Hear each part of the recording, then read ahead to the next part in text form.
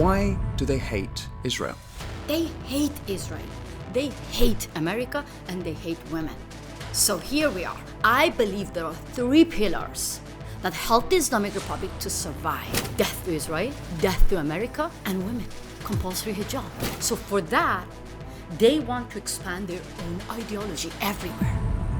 Stop giving democratic titles to terrorists.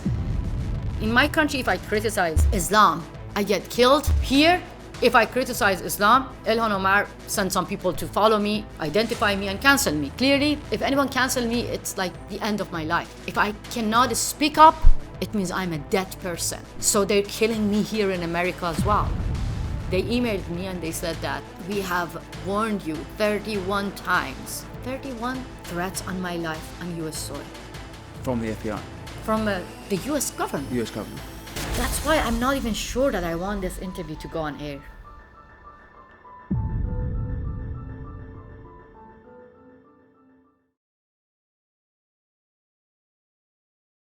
Hello and welcome to the Winston Marshall Show with me, Winston Marshall. I sat down with Iranian political activist and journalist Masih Alinejad. We are in New York where she lives a life in exile. Even here in America, her life is in danger where Iranian foreign actors work to try and quite literally eliminate her. She lives under protection. We discussed her life here in exile, her life previously in Iran. We discuss what's going on the campuses. We discuss political correctness and how it's doing great damage here in America and across the West. The inability to talk about these issues honestly means we are not getting through them properly.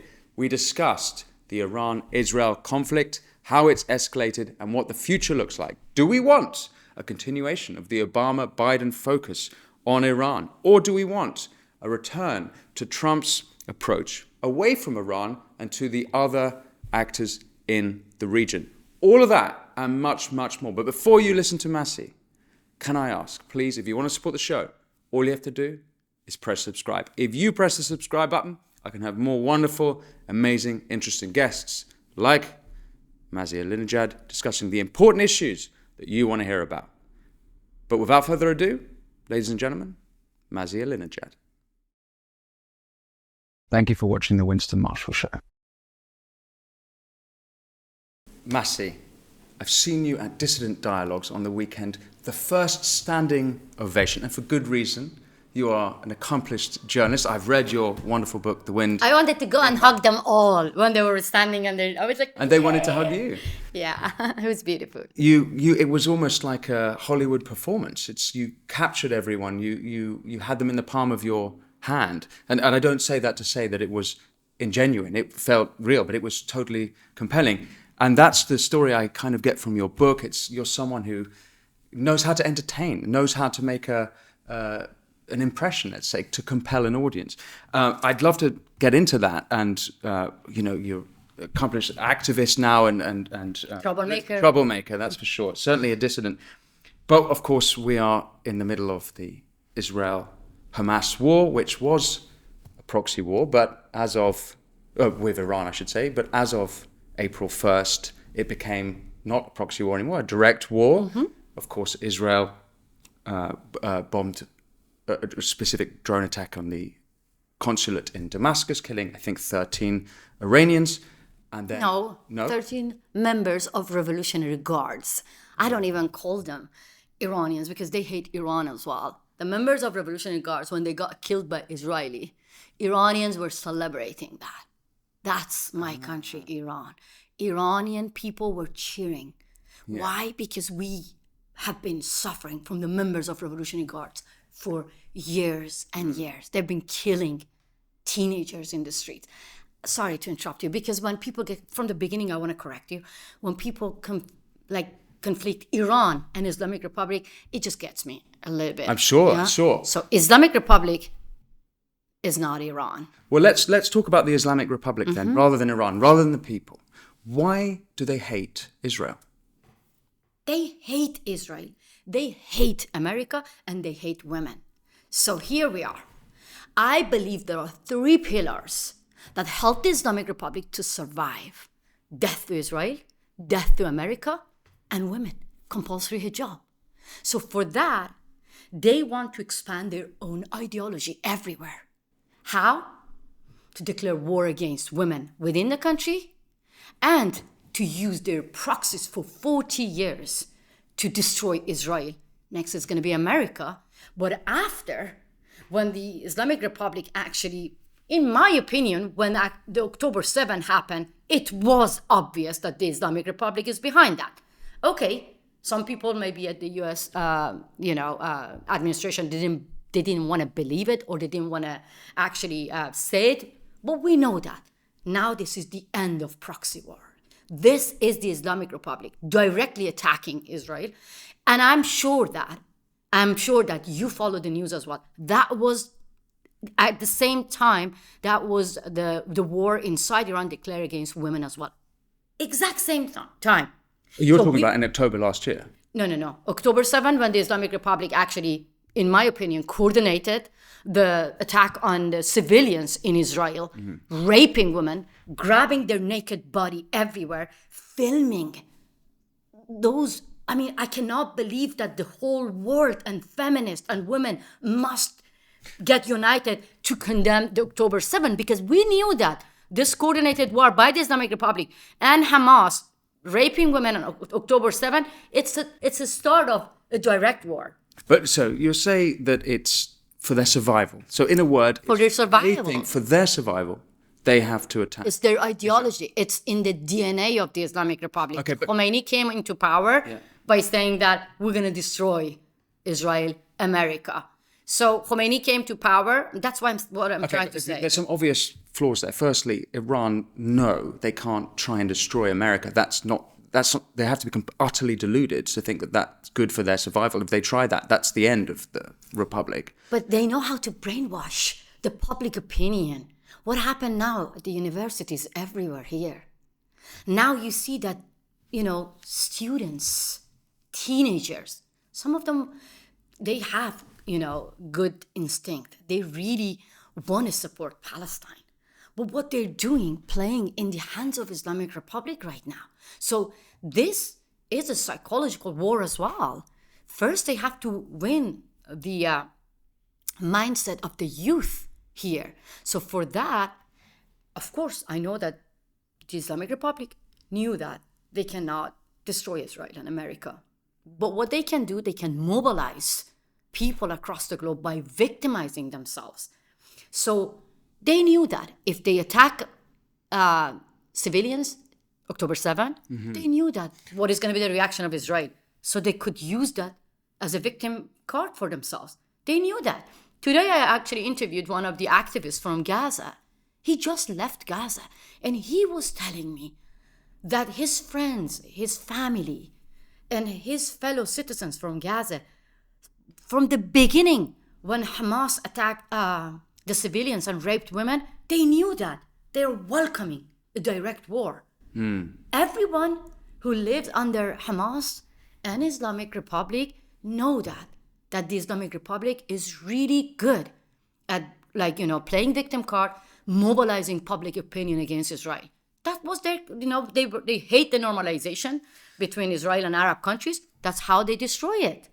Right. But I'm still not fully convinced that it seems like it's, look at the death count. Like, this is obviously bad for Iran and their allies. Let's say you have the Axis, Iran, Qatar at the top, but you have Hezbollah, the Houthis, and Hamas. It's, as a group, it's completely damaging for them. So it seems to me that there's something deep. Do you think that they really care about the numbers? You mentioning about the numbers of the killings, casualties, Palestinians. You really think that the Islamic Republic care about Palestinians? So I'm trying to get a little bit deeper. They're actually winning. They're winning when they say that, see? 30,000 people? They're winning the propaganda war. They're winning the propaganda war. That's what I'm trying to say. This is a psychological war. This is a propaganda war. They're winning by saying that. Let's try a thought experiment completely in the other way. They want their own survival. What about brokering peace with Israel? What about brokering good relations with the United States? If it seems to me that it's more profound than just survival. And I'll throw another thing in there. Ayatollah Khomeini, he's literally tweeted Holocaust denial. He hates Jews. Khamenei, yeah. He's a deep anti-Semite. So for me, it seems like it's something more profound than just survival. No, I said that. For their own survival and their ideology. They want to expand their ideology across the globe. Okay, so the ideology. Their ideology. First of all, that I believe that their ideology is much more important than the lives of ordinary people. That's why when you go to Khomeini's fatwa, not this one, Khomeini's fatwa, there's a video, which I still get goosebumps when I listen to that. He says that when Islam is in danger, we can kill Muslims if they are on our way. So what does it mean? It means that they don't care about the lives of Palestinians. They don't care about the lives of Iranians. They don't care about the lives of Syrians. When before ISIS, the Islamic Republic, Qasem Soleimani and Quds Revolutionary Guards, they were in Syria. Why? They were killing civilians, ordinary people who were protesting against Bashar Assad. My heart is broken when I see that for years and years we have been warning the rest of the world, the democratic countries, that Khamenei and his gang of killers, they are not going to just stay in Syria. They're going to go everywhere. So what actually breaks my heart, that Khamenei even is good to mobilize other dictators, other authoritarian regimes without having common ideology. Putin, Maduro, Even Hamas, China. Sunni. Yeah, they don't have anything in common when it comes to ideology. So that's why I say survival and ideology. For their own survival, dictators need each other. That's why when you see all the authoritarian regimes all over the world, they're backing each other.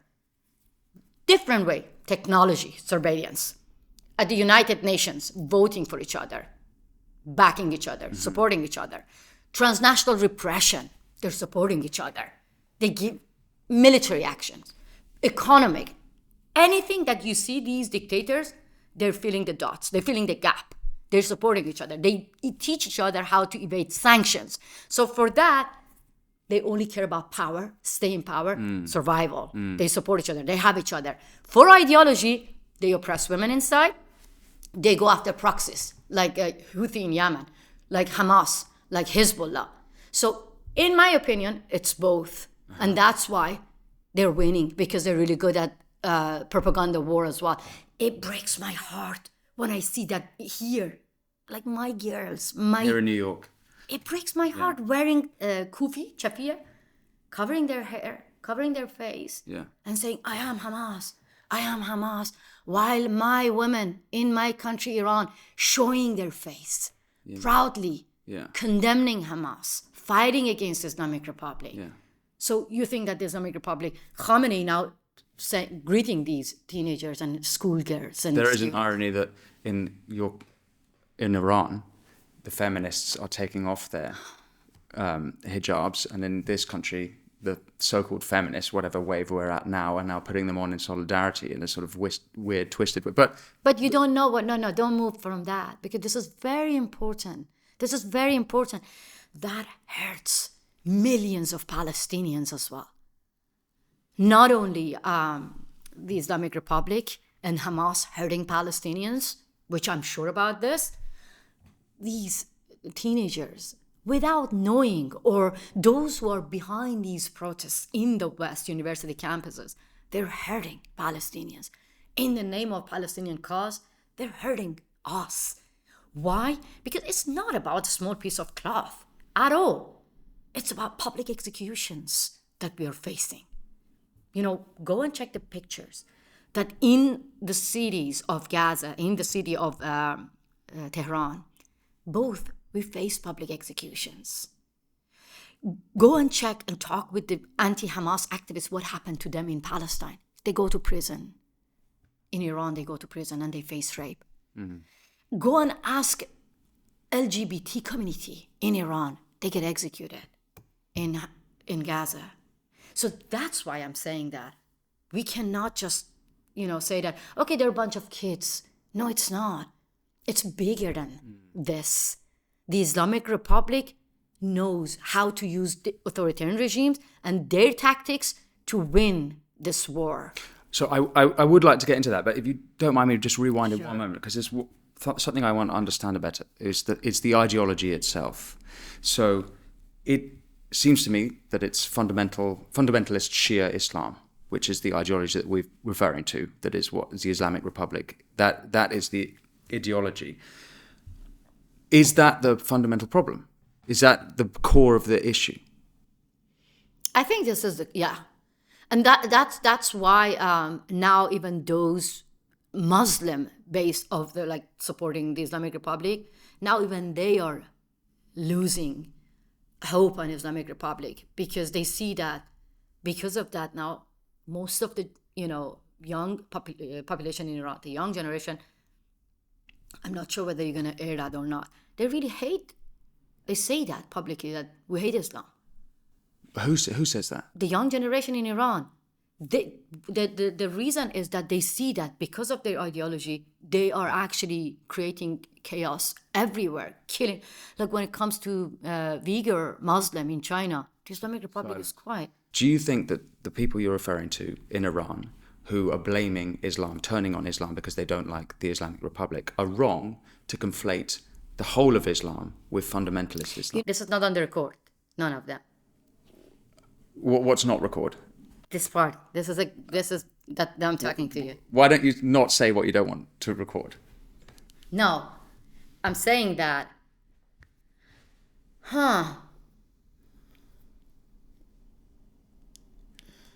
Yes, my fight is against the Islamic Republic, but I cannot be a woman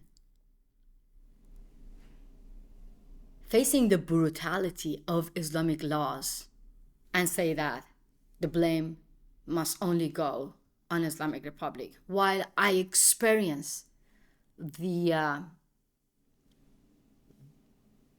Sharia laws myself. So I know that Sharia laws, Islamic laws are against me. But why I don't want to go deep on that? Because I've been bullied for years and years. I have been under attack for years and years. I've been cancelled for years and years. Here in the West, people calling me Islamophobic. People like, influential people. People like Ilhan Omar. People go after me, university by university, to cancel me while calling me Islamophobic. So I have to tell them that, hey, phobia is irrational. But my fear of Islam, my fear of Islamic laws, my fear of Sharia laws is rational. Because when I was 7-year-old girl, I just woke up in a Muslim country which never gave me a chance to choose whether I want to be Muslim or not. So in Iran, in Muslim family, when you were born in a Muslim family, you are a Muslim. You cannot say that I don't want to be Muslim anymore, because then you are muharib. Then you are, waging war against God. So what is your sentence? Execution. So for that, I think other people can talk about this, but I am campaigning against Islamic Republic, Islamic ideology. So I have to have platform to fight back for my girls who are facing rape in the name of Islam in prison. I don't want to fight in a lot of different, path, corners. I need to go to university campuses. I need to go to different, countries and talk against the brutality of the Islamic Republic raping teenagers for the crime of showing their hair. Can you believe that? 10 years ago, when I launched my campaign against compulsory veiling, none of the female politicians who went to my country, none of them dared to be as brave as Iranian women remove their hijab. They were saying that American women, Western women, the High Representative of EU, Catherine Ashton, Federico Mogherini, all of them, they were saying that this is ordered in Islam, this is the law of the land. We should respect Muslim culture. We should respect the law of the land. We should respect the culture of Muslim community. I am coming from a Muslim family, Muslim country. I experienced the brutality of Islamic laws, and those powerful women, they were educating me that you are not respectful to Muslim. You are not respectful to Islam. So I don't have energy to fight with them. Can I make a devil's advocate then? Which is that, firstly, you started this conversation saying that distinguishing between Iranians, Persians, and the Iranian regime. I know. So now you want to distinguish between... No, but so, and I've seen, since October 7th, videos, not only at football games of Iranian men saying, shove the Palestinian flag down the bin or whatever. I don't speak Farsi, but I think. But you understand something like that. The anger of certainly Iranians. Not in keeping with what you might think would be Muslim solidarity. In fact, they're not on the Palestinian side. I'd also add to that there are other aspects.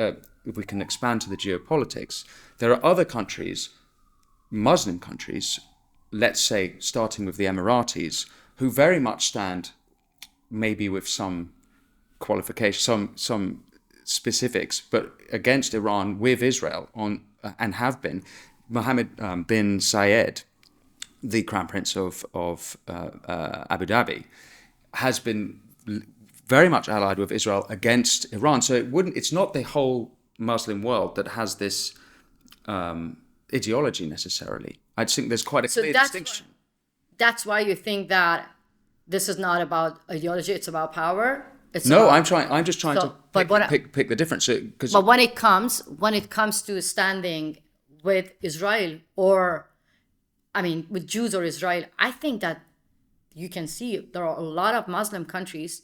They had pro-Palestinian demonstrations. Not just you didn't see any pro-Palestinian demonstrations in Iran, but in most of the Muslim countries there were. Yes, there were. Yeah, so that's why I think that the Islamic Republic is trying to win the propaganda war, because they lost their own population within the country, but they still believe that they can mobilize people around their own ideology, Islam.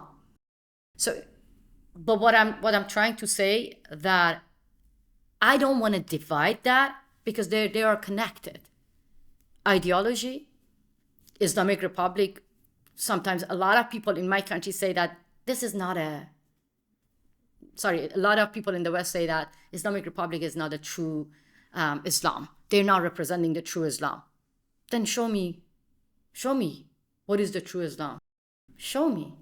A lot of women are facing rape in prison. At the same time, none of the Muslim country took to the streets to fight against Islamic Republic. But if it was Israeli raping Iranian women, you would have seen a lot of demonstrations in Muslim countries. If this is not ideology bonding or brotherhood, I don't know how to call it, then what is it? What is it? Is it? I don't know.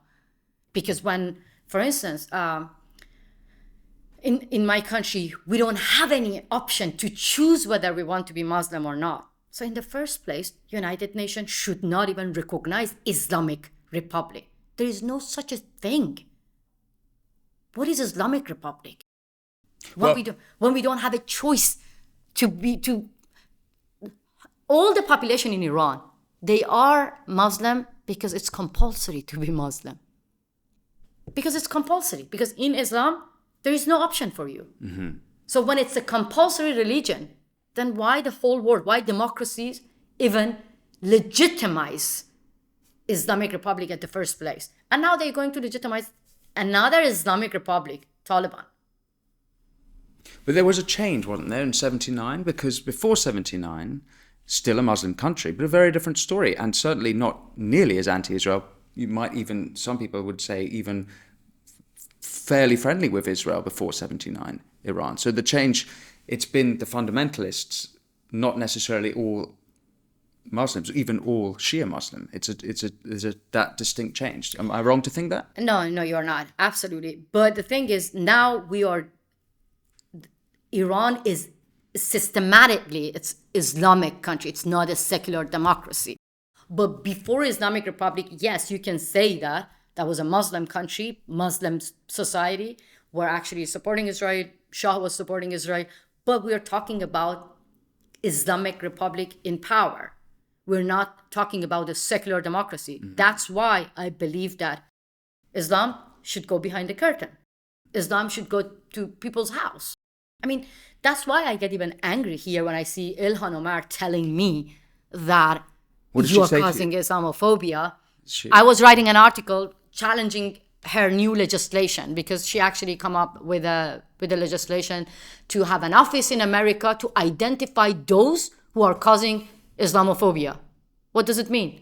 It means that in my country, if I criticize Islam, I get killed. Here, if I criticize Islam, Ilhan Omar sends some people to follow me, identify me, and cancel me. Clearly, if anyone cancel me, it's like the end of my life. It means like, if I cannot speak up, it means I'm a dead person. So they're killing me here in America as well. And it's not easy for me. Because a lot of people might think that Maya is away from Iran, so then I'm safe saying that. But I know how it feels to criticize Islam, to criticize Islamic Republic, and face death threats every single day. So here in America, a lot of people who left Iran, who left Syria, who left Iraq, who left Gaza, who were ex-Muslim, they believe that this is a land of freedom, First Amendment.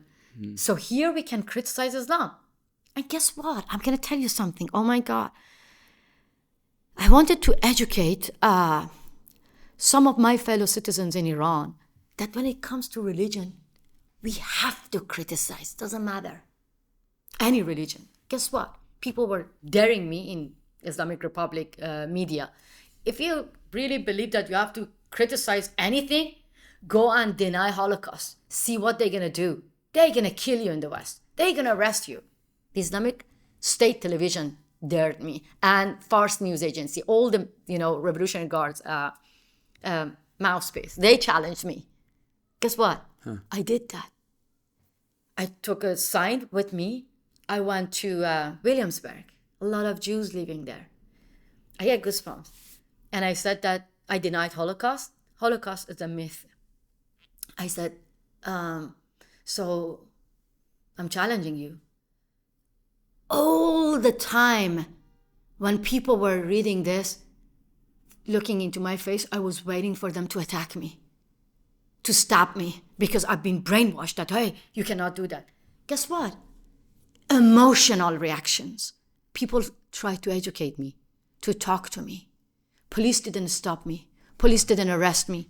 But I asked my, team and my media broadcasting that I want to go now in a Muslim society. And I took another sign. I said, Jesus is fake. Jesus is not coming. I went into church.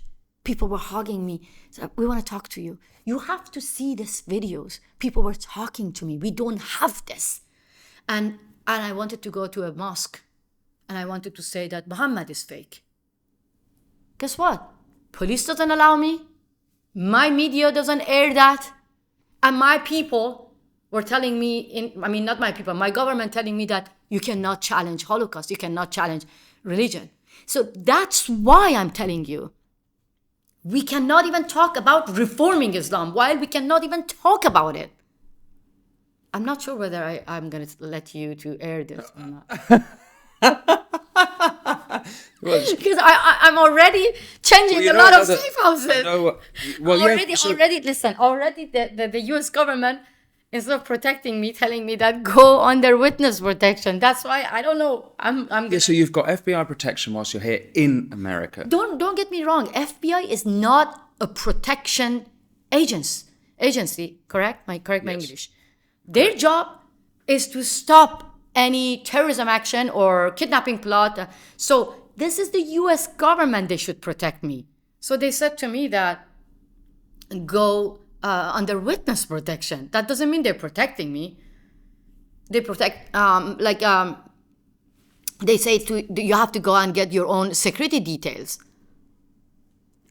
This is something wrong. I don't even want the American government to protect me. I want them to protect democracy, to protect the national security of United States of America. And they're not doing that. It's a big failure for them. Why I'm saying that? Because look, the FBI has stopped the kidnapping plot. When? Of you? Of me.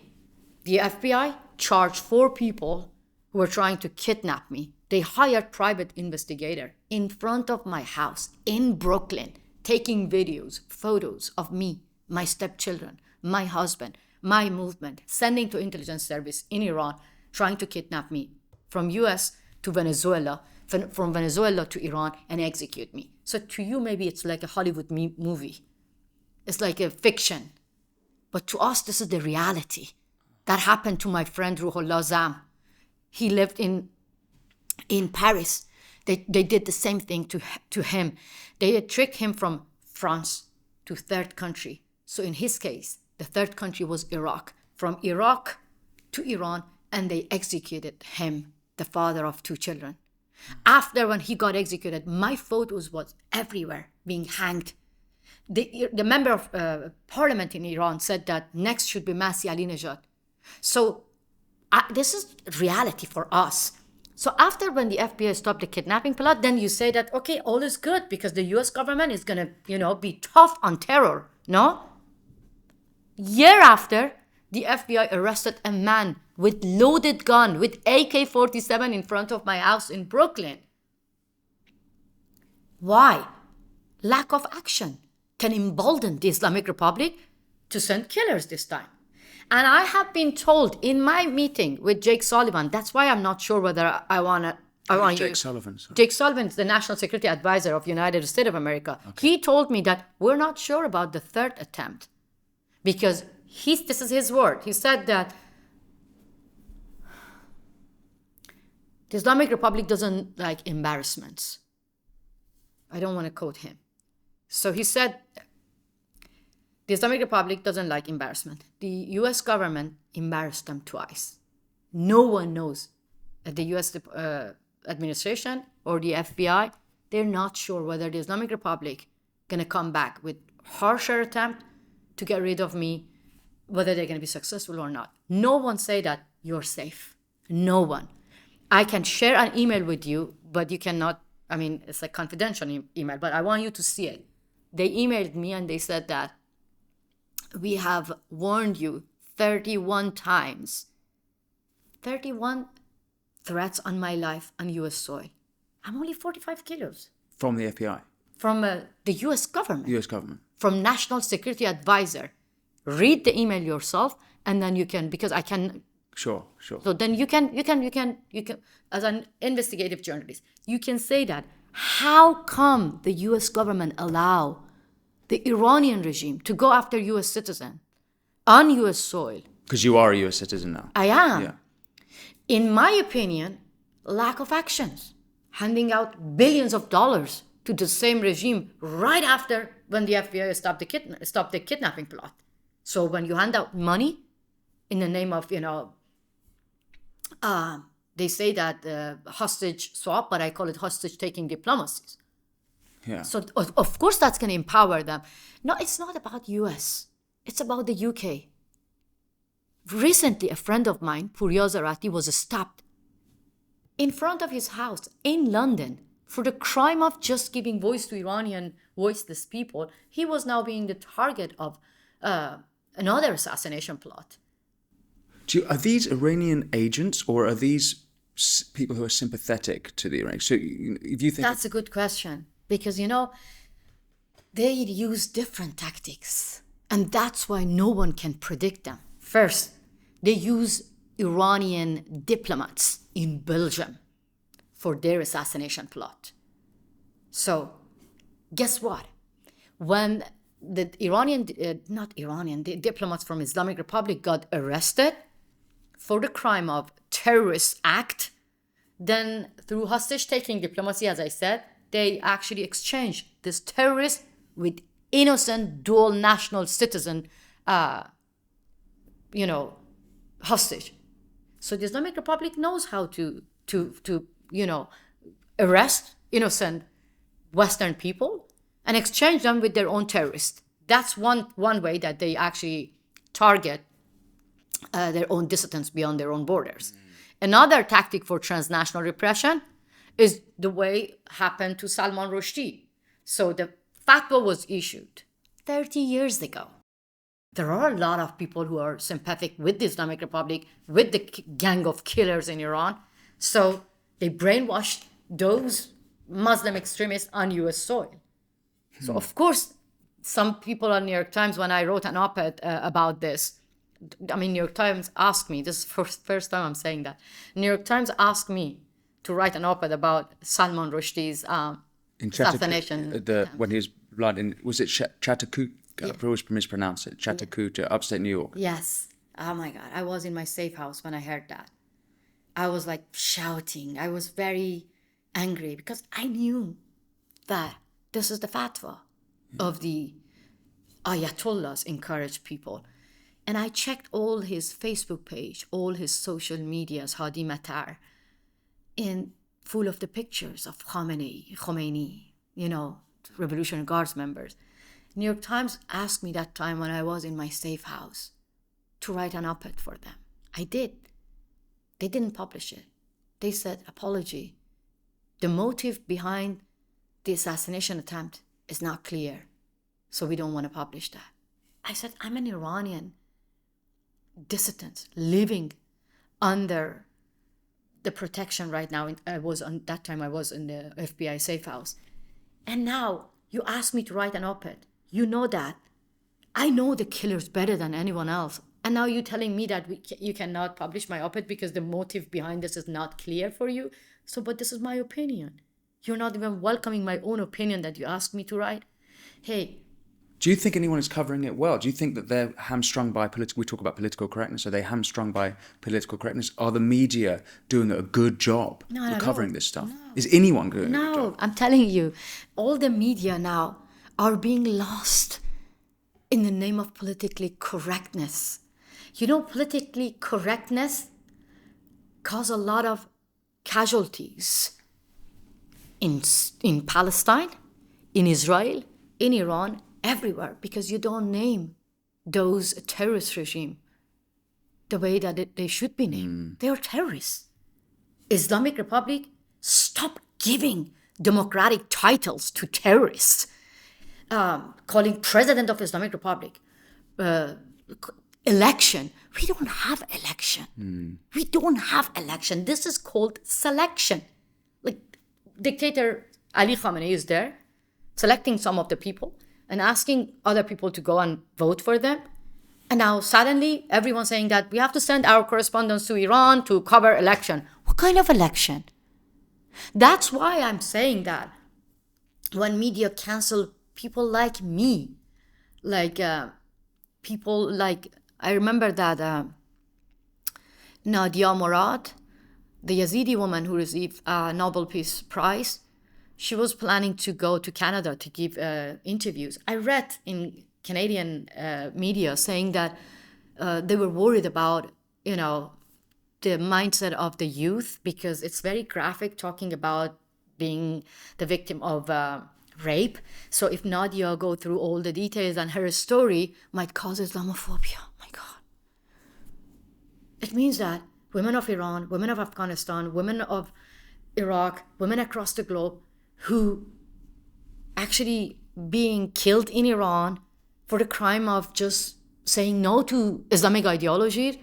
So in the West, being told that, shh, your stories call Islamophobia. So who killing us? Wow. That's why I'm not even sure that I want this interview to go on air. Yeah. Well. Because I don't want anyone to kill me. I want to be loud. I want to... So in a way, in a sense, even you're conscious for yourself about being politically correct.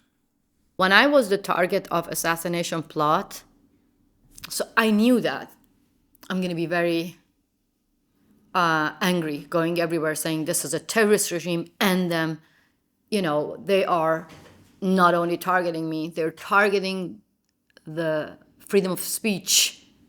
They're targeting... I'm going to repeat myself.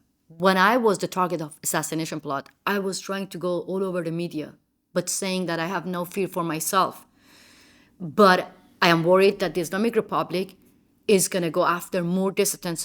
The transnational repression assassination plot is not just against me, it's against freedom of speech. So guess what? I was invited to go to Iran International. So they don't have office here. So they booked me through Associated Press, AP. I went to their office. As soon as I arrived, they told me that, oh, sorry, we cannot have you.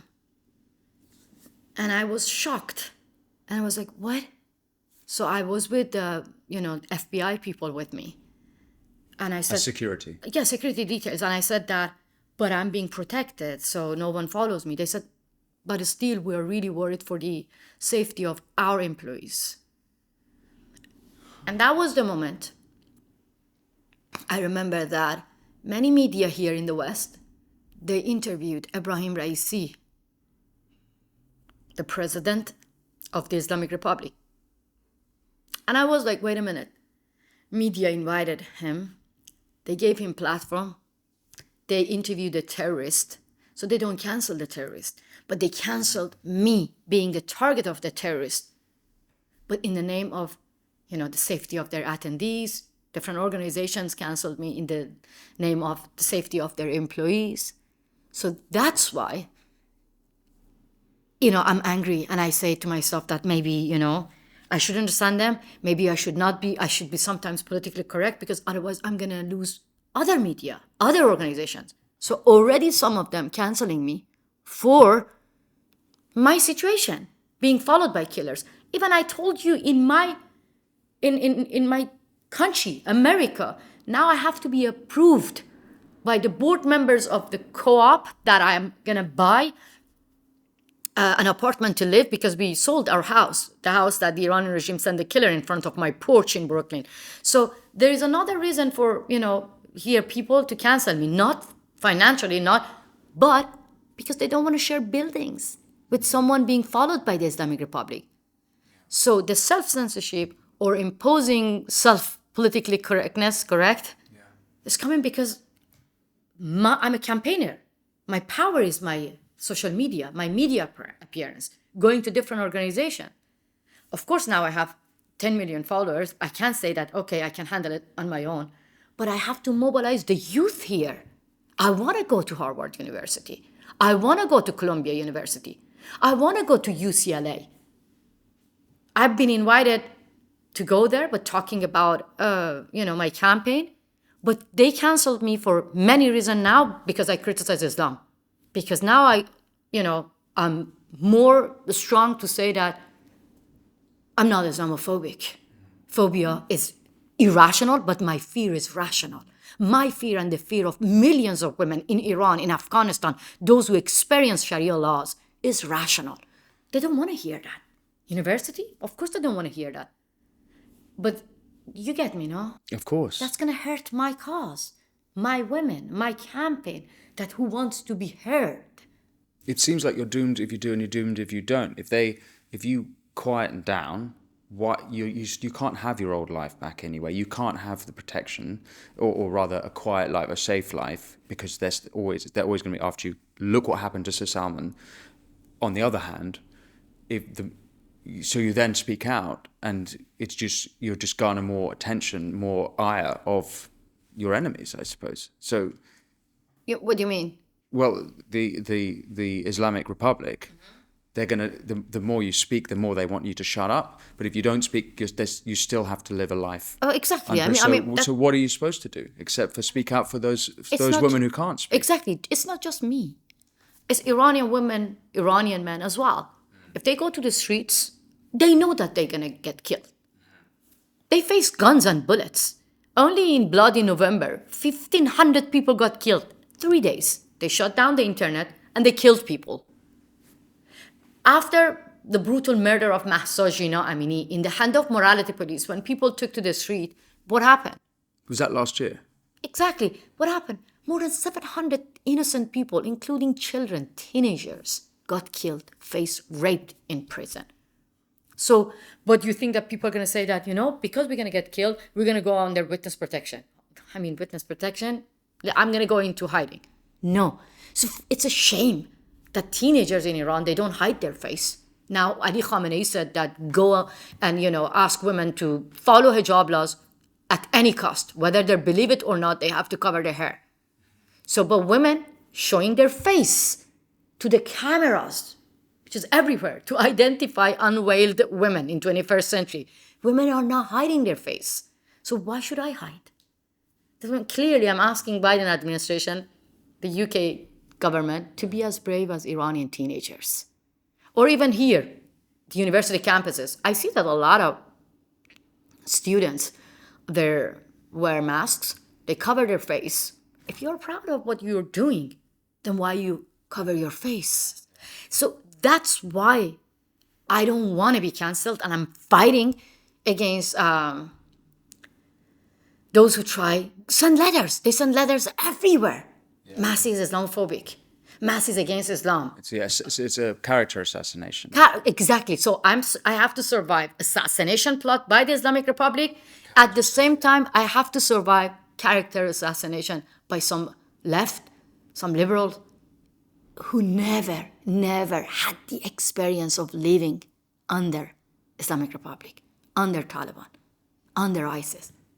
I want to ask a question which I think pertains to a possible way, or let's say the end of the Islamic Republic. And I'm going to zoom out to some geopolitics, if I may. And I think your voice needs a break, so you might enjoy a little respite whilst I explain my thesis. And I'd love your opinion on this, which is that you mentioned the Biden administration. The Biden administration have gone back to the old Obama worldview, the old approach, which is towards Iran. There's the JCPOA, there was the 2015 Iran nuclear deal, and then Trump came in, completely different tack, withdrew from the nuclear deal. He then, with Jared Kushner, his son-in-law, they managed to this miraculous Abraham Accords, where they, instead of approaching Iran, they ignored Iran and went to other nations, not least the Emiratis, who have been, I think, phenomenal in attempting peace in the Middle East. Since Biden's been back with Blinken, they've gone back towards facing Iran, trying to go the old way. October 7th was only 2 or 3 weeks after assets in South Korea were unfrozen. $6 billion went back to Iran. At the same time, there was a prisoner swap between Iran and America. And as I said, weeks later, Hamas, October 7th, that starts again. Just to hammer the point, under Biden, two Hamas conflicts. Under Biden, 2 Hamas conflicts. Under Trump, no Hamas conflicts. And under Obama, 2 Hamas conflicts. We have got an election coming up this year. Now back to pull in some political correctness into my question, because in this country, particularly in this city in New York, to compliment Trump is very politically incorrect. Do you think, let's say, ask you, would you rather have That's a very difficult question. Administration, and just from a geopolitical point of view, forgetting about everything else, just in the question, would you rather have the Trump worldview approach to geopolitics, approach to Iran, or the Biden-Obama approach to Iran? What's better for the future? In this case, I'm not politically correct. That's why maybe a lot of people hate me, and they say that, oh my God, you like Trump. I said, I don't like Trump. But this is politics. The Islamic Republic only understand one language of pressure. And Trump knows their language. Trump knows how to give them hard time. But at the same time, I don't rely only on him to come and save us. Because I believe that when people are in the streets protesting against the Islamic Republic, what should America do is what Trump did and his administration did. Be loud and support the uprising within the country. That didn't happen when Obama was in power. Because when 2009 Green Movement happened... What was the Green Movement? There was a stolen election in Iran. People took to the streets and chanting, where is our vote, became, where is my country? and became against the Islamic Republic. And that time, people actually named Obama in the streets in Iran. You know why? Because Obama means he is with us in Persian. U means he. Ba means with. Ma means us. And people were chanting, Obama, you are with us or with them. And so there's a question. It wasn't an exclamation. But in a very, very good, positive way, people were calling Obama. They needed that was support. the beginning of his tenure. And guess what happened? That was the moment actually Obama was sending secret letter to the supreme leader, Ali Khamenei, to get a nuclear deal. So I actually said that very, clear and loud, that Iranian people thanked Trump for killing Qasem Soleimani. Okay, maybe some human rights organization criticize me, but this is a fact. This is a fact that people in Iraq, in Syria, in Iran, who've been the victim of Revolutionary Guards, they are thanking the US government to kill one of the most warmonger and dangerous member of Revolutionary Guard, Qasem Soleimani. Yeah, that was January 2020, I think. And here in America, I was alone. I felt lonely, going everywhere saying that Qasem Soleimani was a killer. And I was invited only by Fox that time. So I was watching CNN. I can name you all of them. Farid Zakaria, please don't hate me. You broke my heart when you were saying that Qasem Soleimani is like a national hero in the eyes of millions of Iranians. No, because Farid Zakaria was surrounded by some of the lobbyists, and those lobbyists were outside Iran. They speak proper English. My English is fucked up. But that doesn't mean I don't understand my people. And those who lived in America, they understand my country and my people better than me and millions of Iranians inside the country. So he was surrounded by a lot of lobbies. And then saying that Qasem Soleimani was a hero. A lot of journalists in America. And I was invited that time only by Fox News. And then at the same time bullying me, saying that Masih is a warmonger. She goes everywhere on Fox News, every news channel. But the thing is, that's because you can't compliment Trump here. Yeah, I was not even invited because they bought the narrative of the Islamic Republic. Later on, after 1 year, Javad Zarif, one of the video, came out from Iran, and audio file leaked from Iran. Javad Zarif saying that, anything happened, you have to let me know. I'm going to call people who we have in the West to deal with it. I don't know, علاج کردن چی میشه. I don't know how to translate it into English. But there's a video of Javad Zarif saying that as soon as Qasem Soleimani got killed by Trump administration, what I did, I called my people in America. Let's get together and create a narrative. First, we have to say that if Qasem Soleimani was not fighting against ISIS in Iraq, then we should have fight against ISIS in Tehran. Second, we have to say that Qasem Soleimani was a national hero. Go and watch CNN. Who was repeating these narratives? 2 talking points. There are dozens of lobbyists repeating 2 narratives. But me, going only on Fox News, and I was begging everyone, hey, let me talk because my people are dancing. So I actually, Washington Post, I have to give credit to Washington Post. They reached out to me and they said that we want an op-ed about that. Yeah. That was the only moment I was like, whew, finally I'm being heard. Yeah. So this is the problem. Propaganda war here. The Islamic Republic knows how to actually... Rob Malley, the special envoy for Islamic Republic at the State Department. I launched a petition against him. In 1 day, I gathered more than 100,000 signatures that the Iranians were saying, kick him out. So you think that, media were happy about this? Honestly, I cannot say a lot of things. Yeah. Like even one of the well-known media broadcasting here in America asked me to remove that petition. Guess what? Now he's under investigation by the FBI. So that's why I said this. Now everyone talking about he was being influenced by some of the lobbyists, apologists in America.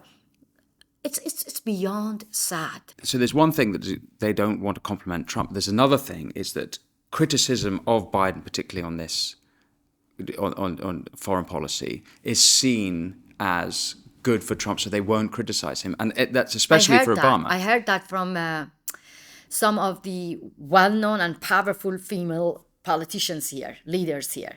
When I told them that, hey, why you launched a campaign called Bring Our Girls Back when the girls of Nigeria were the victim of Boko Haram.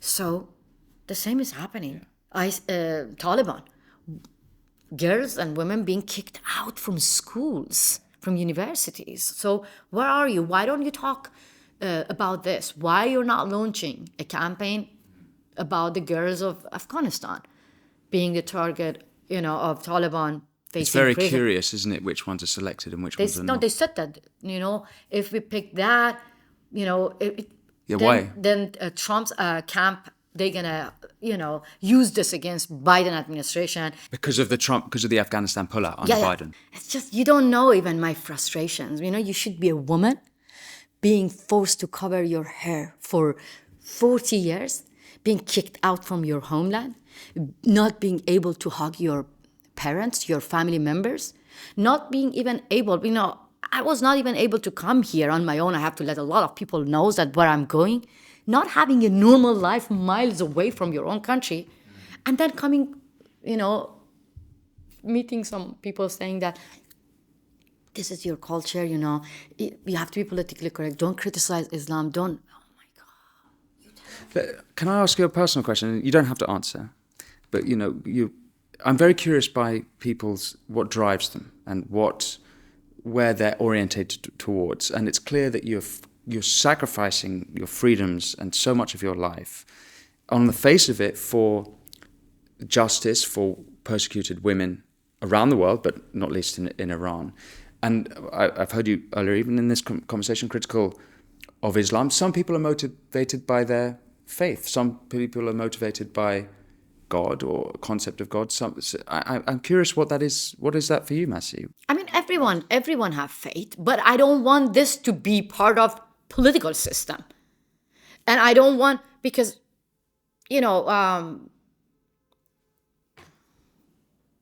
I've been questioned years and years about my faith and belief. What I love about America, that, no one asks you this question. Because this is something personal, private, something very personal. But in my country, this is the first thing that you have to answer to be able to get an education. If you say that I'm a Baha'i, you're not allowed to go to school or university. If you say that I'm Christian, I'm Jews, they don't care. You should follow Islamic laws to get an education. Because it doesn't matter. If you're a non-believer, you have to cover yourself. So that's what I'm fighting for. Don't ask this question. Okay, forgive me. Let me ask a different question. No, it's not about you, actually. Let me ask a different question. Where do you think you get your sense of justice from? Because you have a profound and deep sense of justice, much higher than most people I've met. I believe in people. I believe in people's power. I believe in, so many good things better than religion. Yeah. I don't know what's going to happen to me in future, but now I want to have a good life and I want to enjoy myself, and I cannot do that without helping people. That gives me power. That gives me energy. This is in my DNA. That's in my nature, to bring people together, to unite people. In my neighborhood, I never, cared about people supporting Trump, people supporting, Kamala and Biden, or people supporting, different political views, or whether they're Jews, they're Muslim, they're Christians, they're non-believer. I didn't care. When I grow vegetables in my garden, I go and I offer to everyone. This is very normal and beautiful. And I want everyone to understand that. Is that too much to ask? I wish it was normal. But it's wonderful that I think you radiate a warmth and you send love into the world, and it's very beautiful. It's beautiful. I mean, it's very beautiful. I miss my mom. My mom is a true representative of my culture. Is she in America? No, I don't have anyone here. My mom is in Iran. I have only my husband here and my son. All my family are back there. My mom wears hijab. My mom is a traditional Muslim. But she doesn't go after everyone and saying that, cover yourself, do this. My mom believes that her faith, her, religion is something private, personal, for her. And I don't think this is too much to ask. And people here, when they say hijab is your culture, it's like a slap in my face.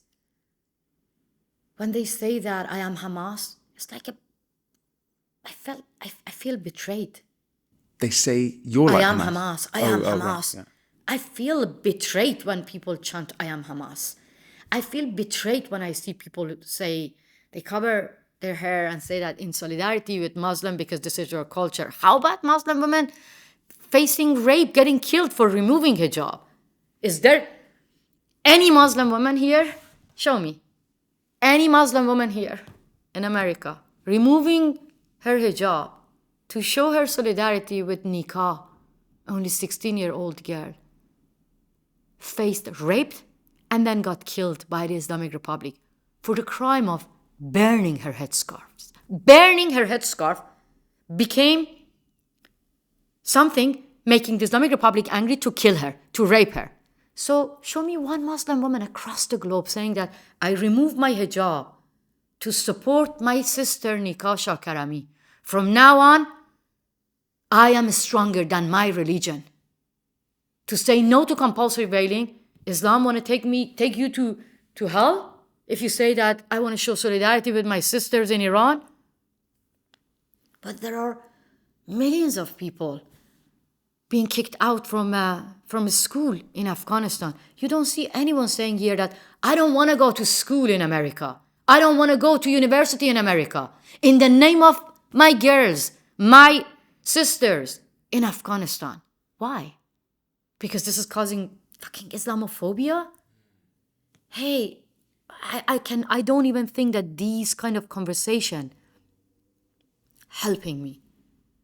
You know what? Because I think that we're losing.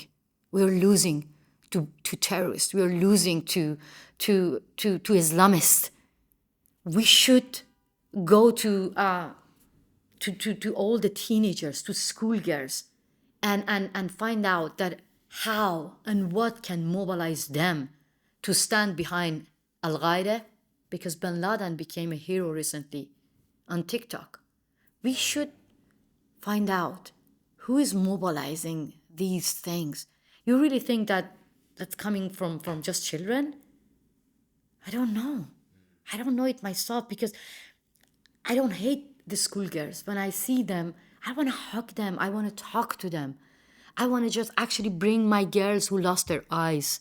There are a lot of girls who were blinded by Revolutionary Guards for the crime of removing their hijab and saying no to Islamic Republic. They are with me now in Germany, in Italy, in Sweden, in France. I want to invite them to all different university campuses. So that these young American students can see for themselves. That you lose your eyes. But if you're LGBT, you lose your eyes. If you wear a crop top, a lot of them praying in the streets with crop top. Is that correct? Yes. Like a top. I mean, it's not correct, but you're right. It's about language. No, the English is correct. Yeah. Sure. But in my country, culturally, it's not correct. Yeah, if you wear crop top. Yeah, that's correct. Yeah. In my country, it's like, you can't. You cannot show your hair, but they show everything, and they say that I am. Oh my God. I wonder, after October 7th, we saw all of those horrors on our mobile phones. I mean, it'd be great for you to bring such people to universities, but if we saw everything that we saw on October 7th and they still behave this way, they still act this way. That's why I'm saying we're losing the propaganda tool.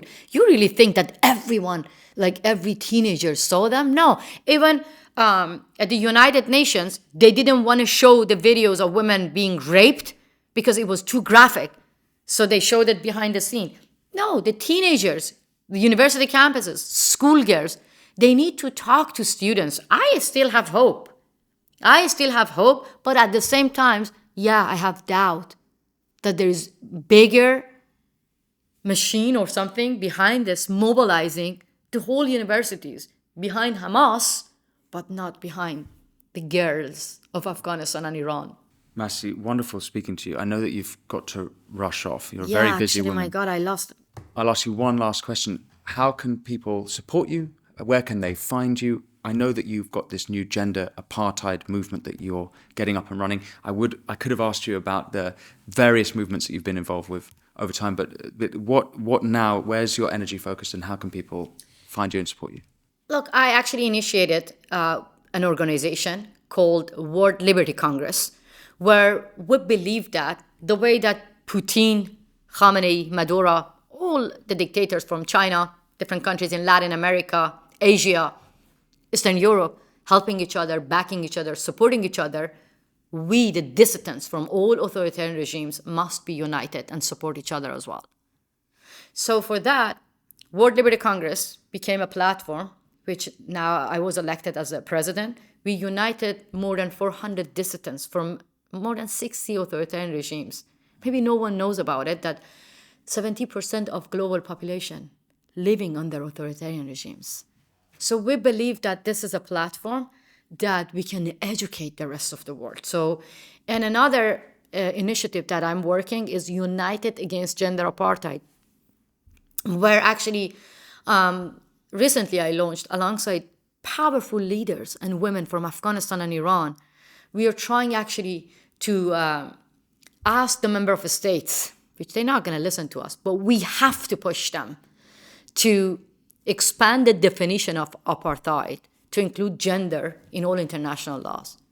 Whether you believe it or not, gender apartheid, committing crime against women, raping women, is not crime under international laws. So we believe that, like President Biden was when he was young, he was pro-banning South Africa because of apartheid. So what is different? The same happening in Iran. So we believe this is the time that anyone can help me. I would love your help to initiate Women's March for women of Iran and Afghanistan, to help women of Iran and Afghanistan to get rid of Islamic Republic. So if you can help me by your resources, by your ideas, your people, anything, you're more than welcome, because it's all about numbers now. They have numbers here to show, like, you know what? We are pro-Palestine. You cannot be pro-Palestine if you don't ask for an end to Islamic Republic and its proxies. So join my fight. This is the only way that we can have peace, dignity, freedom, not only in the region, across the globe. Because Islamic Republic is not just a threat to us. They're like coronavirus, and they will infect the rest of the world. And they already have, as we've discussed, through political correctness and various things.